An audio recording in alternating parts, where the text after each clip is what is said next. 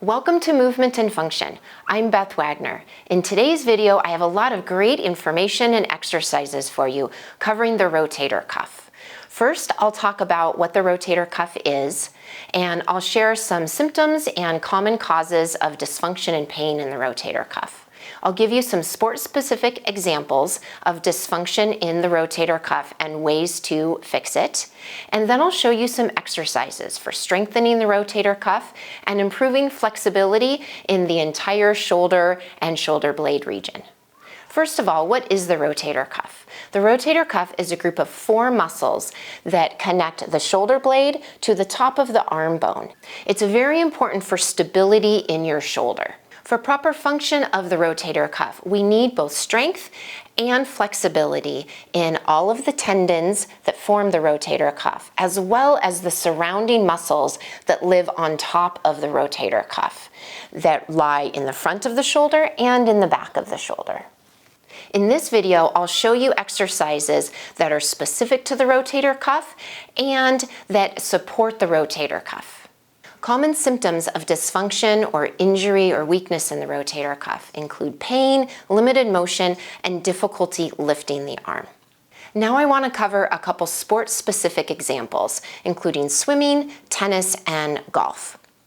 While swimming, it's very common to experience pinching in the top of the shoulder from poor mechanics. This can occur from overreaching or pulling too hard or not rotating the trunk enough during the crawl stroke, for example.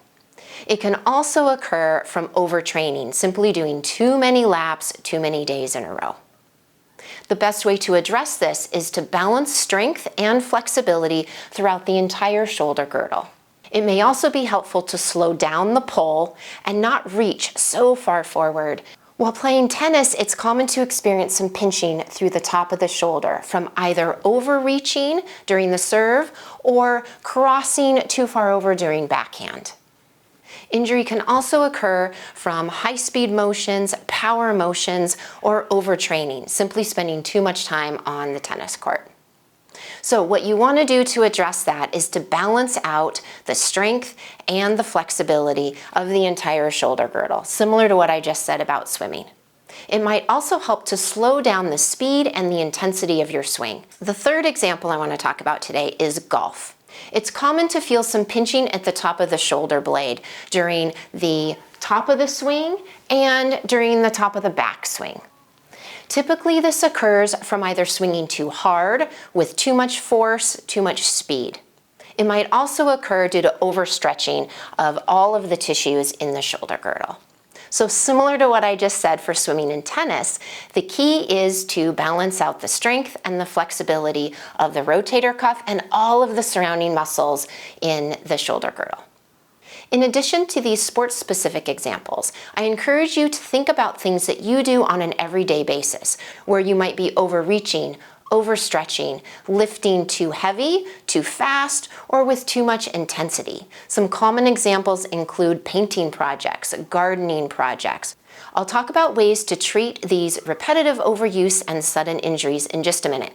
But first I want to show you how to look at your own range of motion and your own strength so that you can see where you might have some limitations that you want to address with the exercises that I'll show you towards the end of this video.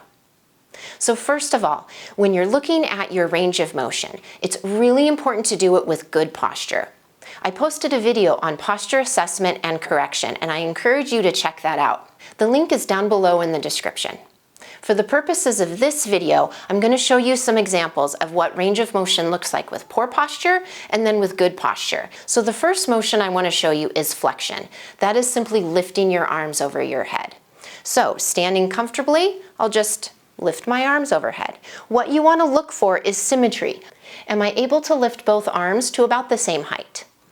Now, looking at this from the side, I'm going to show you what it looks like with bad posture and then with good posture. So if I'm hunched over, my shoulder blades rolled forward, my head forward, and I lift my arms, that's about as high as I can go. And I'm not faking that. And I feel a pinching right through the top of my shoulder. It's very uncomfortable.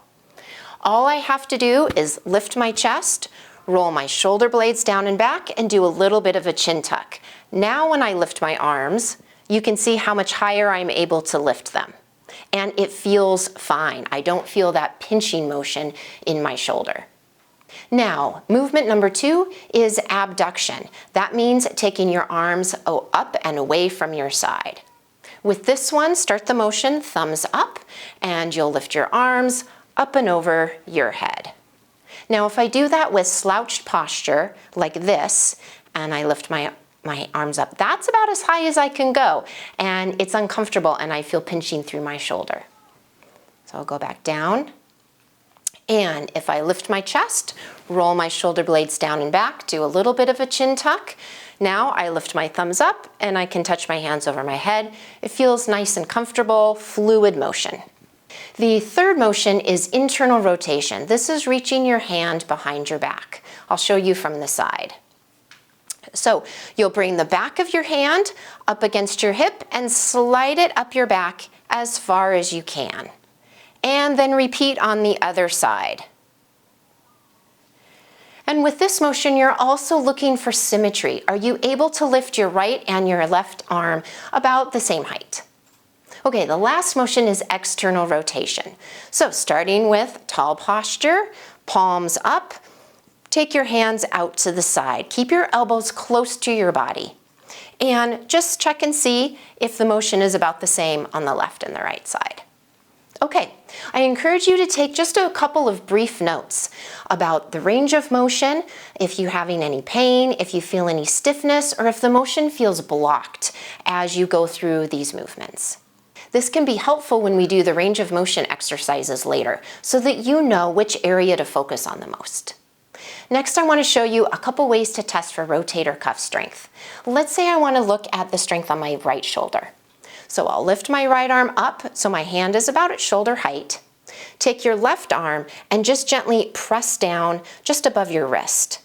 And what you're looking for is pain or weakness. Does your right arm drop right away? Or are you able to resist the pressure of your left arm? Number 2 is external rotation. You'll start with your hands out forward. Again, if I'm testing the right shoulder, I'll place my left arm on the outside of my right wrist and press against it. And do you feel any pain or weakness? Are you able to resist the pressure and push against your hand? Okay, let's move on to treatment. If this is a new injury, I recommend you take a couple days to rest your shoulder and apply a cold pack. If you'd like more information on that, I recommend checking out the video that I did on treating acute injuries with RICE. That's rest, ice, compression, and elevation. The link to that video is in the description down below. Now let's move on to the exercises. We'll start with active range of motion. One thing to consider is that motion is lotion for our joints. The purpose of active range of motion exercises is lubrication. We're simply trying to move the joint through its normal range of motion. We're not trying to really stretch any tissues here. The 4 movements that I asked you to test just a minute ago will be the basis for these active range of motion exercises. Starting with tall posture, chest lifted, shoulder blades down and back, little bit of a chin tuck. You'll lift your arms just as comfortable as you feel you can go, and then lower. Do 5 to 10 repetitions, then move on to abduction. With your thumbs up, lift your thumbs over your head and back down. The next movement is internal rotation. That's the hand behind the back exercise. So you'll simply lift your hand up, pause, and relax, and do the same with the other arm. Pause, and lower.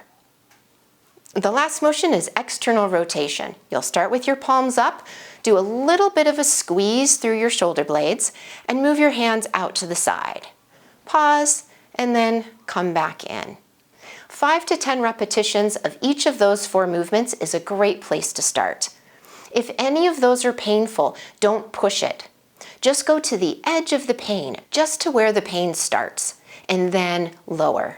You don't want to force your shoulder into a painful range of motion with these exercises. We're just trying to get things moving, get the blood flow, and prepare to continue with the other exercises. The next exercise combines 3 movements. We'll start with tall posture, thumbs up. I'll bring my hands up just to about shoulder height, and then back down. The second movement is lifting thumbs up at 45 degrees, just to shoulder height, and lower. The last movement, thumbs up, out to the side, lift to shoulder height, and lower. Start with as many repetitions as you can do of these. Again, pain-free. The goal is to be able to do 2 sets of 20. Once you're able to do 2 sets of 20, then try adding a water bottle or a can of soup, something between 8 ounces and 16 ounces or so. The next exercise is to strengthen into external rotation. The most common areas of weakness in the rotator cuff are on the back side. The infraspinatus and teres minor are the 2 common muscles and tendons that are weak, and we want to strengthen those to balance out the strength in the front of the shoulder. Okay, the best exercise for external rotation is to start with this range of motion exercise that I already showed you, and we're going to do more repetitions and hold at the end of the movement. We'll go out to the side, hold for a couple seconds, maybe 2 or 3 seconds, and then come back in. When you're able to do 2 sets of 20 of those, then you can progress to using a light resistance exercise band. So I'll take this band, palms up, squeeze, and pull out to the side, pause, and then come back in. Pull out, pause, and come back in. With this exercise, keep your elbows comfortably by your side. They don't have to be pinned at your side, but you also don't want to be going all the way out to here. That's not a bad exercise, but it's not working the muscles that we're trying to target with this one. Another great way to work the back side of your rotator cuff is lying on your side. While lying on my left side, I'll be working my right rotator cuff. With a towel tucked underneath your elbow and your arm at about 90 degrees, squeeze your shoulder blade and lift your hand up toward the ceiling as far as is comfortable for you to go, and then lower back down again. And continue. When you can do 2 sets of 20 of these comfortably, then try to add light resistance. A soup can or a water bottle is great for this, somewhere between 8 and 12 ounces. Moving on to the rows. With this one, you'll use a resistance band and come onto the side of your bed with one foot stretched out. Bring the band underneath your foot, sit up nice and tall, squeeze your shoulder blades and pull back so your elbows are running along your sides. Do 20 of these and then rest. This is also a great 2-for-1 exercise because it stretches the bottom of your foot and your calf as well. Now I'll finish up with 2 stretches for the shoulder girdle. The first one is a doorway pec stretch. Standing up nice and tall, I'll lift my arm and put my forearm right at the edge of a doorway or a corner, and then step forward. You should feel a nice stretch through the front of your chest. Hold this position for 20 seconds and then lower and repeat on the other side. If you start to feel any numbness or tingling, lower your arm right away, rest for a minute, and then repeat again. The last stretch is a shoulder extension stretch. It also stretches out the biceps muscle and tendon in the front of your shoulder. You'll reach both arms back and hook your fingers onto the edge of a countertop or a bookshelf or a couch, whatever you have handy. You can also do this exercise interlinking your fingers. I'll show you that standing up. Reach your arms back and interlink your fingers, pull your shoulder blades down and back, and gently pull. You can do this exercise with repetition, where you simply pause here and bring your arms back to the center. Or you can do this exercise with a hold, where you reach back, hold for a couple seconds, and then return to the center. See what feels best for your body and feel free to experiment with it. Time to wrap up this video. I covered a lot of information and exercises in this one, and I'd love to hear how you're doing with them. So please leave a comment down below and let me know how they're feeling. If you have any questions, I'd be happy to answer them for you. Also, if you know of anybody else who you think might benefit from this information or these exercises, please feel free to share. If you haven't already hit the subscribe button down below, please consider doing that, and it's always great to see a thumbs up.